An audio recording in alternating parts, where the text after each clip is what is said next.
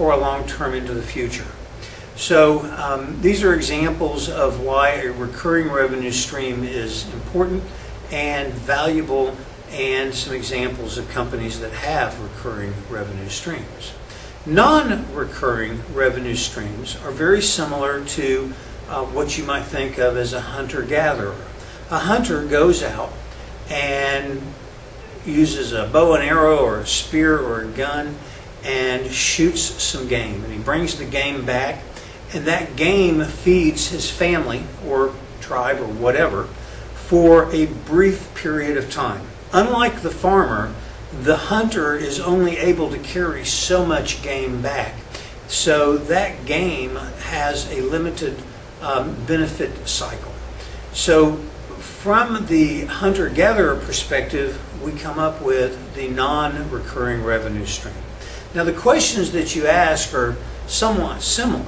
You're going to want to know things like, what is the length of time between the average kill or the average client coming in?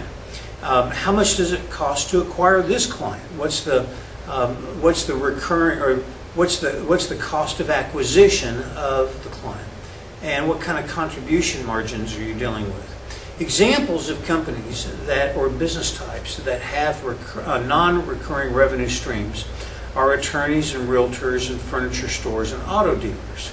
Now, attorneys may have a recurring revenue component, especially business attorneys that have an ongoing relationship with the client. And you'll find many attorneys will attempt to instigate some sort of recurring revenue component, some sort of retainer fee or ongoing service fee that keeps that revenue predictable for the attorney, and they'll use the argument that it lowers the cost to the client as a reason to get the client to step up and enter into a recurring revenue stream engagement.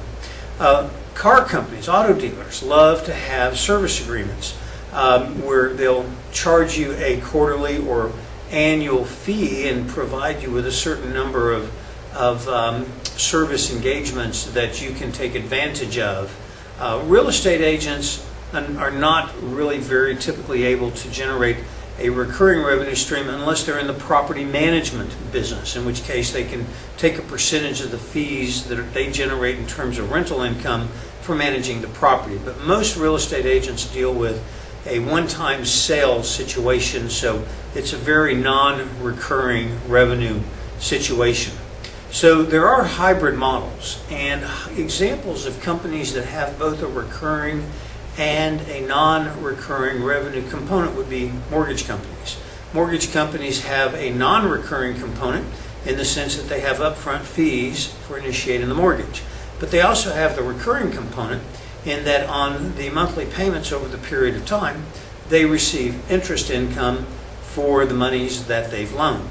Insurance companies are somewhat similar, so insurance agencies.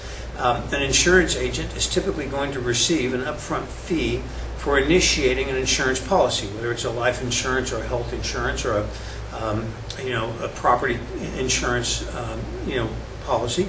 They receive an upfront fee, and then either on a monthly, quarterly, or annual basis, as that client continues to pay their premiums and renew the policy, then the insurance agent continues to receive some sort of stipend component on an ongoing basis. So they receive a hybrid form of revenue.